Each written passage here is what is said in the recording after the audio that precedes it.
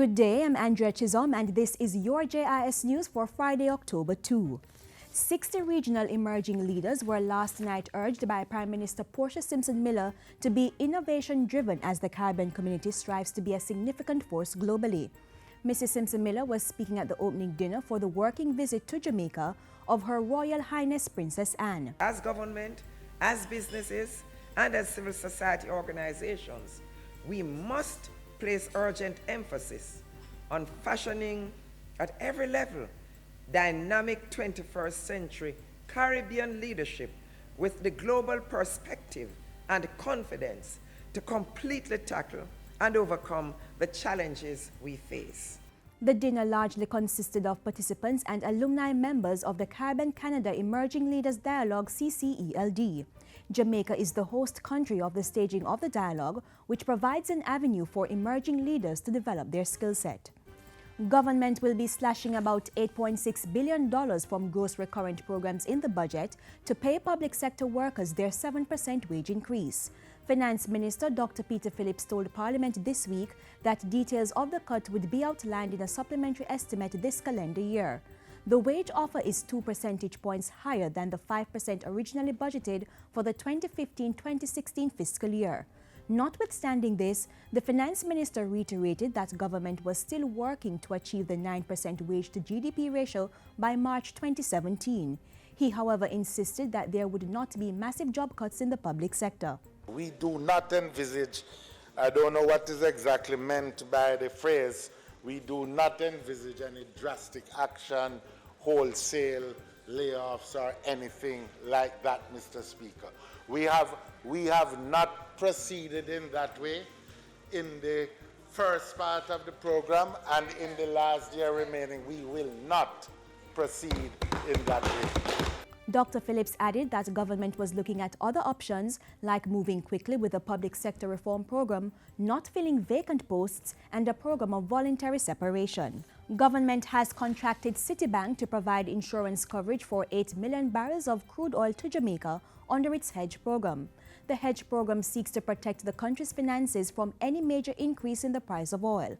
Finance Minister Dr. Peter Phillips says the contract with Citibank is for 18 months from June this year to December 2016. The total hedge premium paid to Citibank for trades executed on June 4th, June 5th, July 15th, 2015 amounted to approximately US $27.9 million.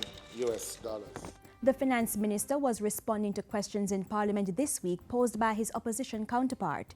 He said for the oil hedge program, government approached 4 entities for requests for proposals, namely Bank of Nova Scotia, British Petroleum, Citibank and Noble. Only 3 entities responded, and Citibank provided the most competitive quotation. Meanwhile, for the March to July 2015 period, government collected $2.45 billion from the Special Consumption Tax SCT on petrol. In his closing budget presentation this year, the Finance Minister had announced that an additional $7 per litre would be applied to petrol.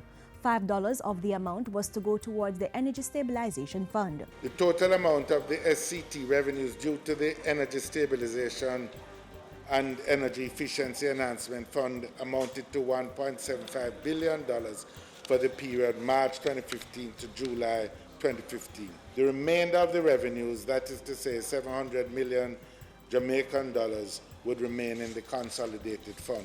The Energy Stabilization and Energy Efficiency Enhancement Fund will assist in the development of long-term projects to reduce Jamaica's dependence on oil.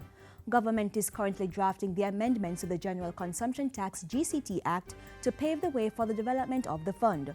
Until the legislative framework is complete, a sub-account of the consolidated fund will manage the proceeds from the $7 SCT on petrol. Jamaica remains Zika-free. The Health Ministry says a sample that was recently sent to the Caribbean Public Health Agency CARICOM tested negative for the chikungunya, dengue and Zika viruses. But Chief Medical Officer Dr. Marion Bullock-Decas says the ministry will continue to intensify its integrated vector management program. At the same time, individuals are being asked to check their surroundings and destroy mosquito breeding sites.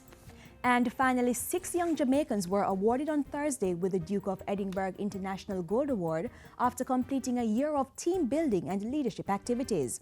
They were presented with the awards by Her Royal Highness Princess Anne and Governor General Sir Patrick Allen. It has given me a lot of exposure, and it has taught me core values such as discipline and teamwork. Giving the keynote address at the ceremony, Education Minister Reverend Ronald Thwaites encouraged the young leaders to share what they had learned in the program with others. The price and the prize of your award here today is that you don't keep it to yourselves, but that in fact you share it. The Duke of Edinburgh International Award was founded in 1956 and engages young people aged 14 to 24 in practical experiences and life skills to create global citizens. And that's it for JIS News today. I'm Andrea Chisholm. Thank you for watching.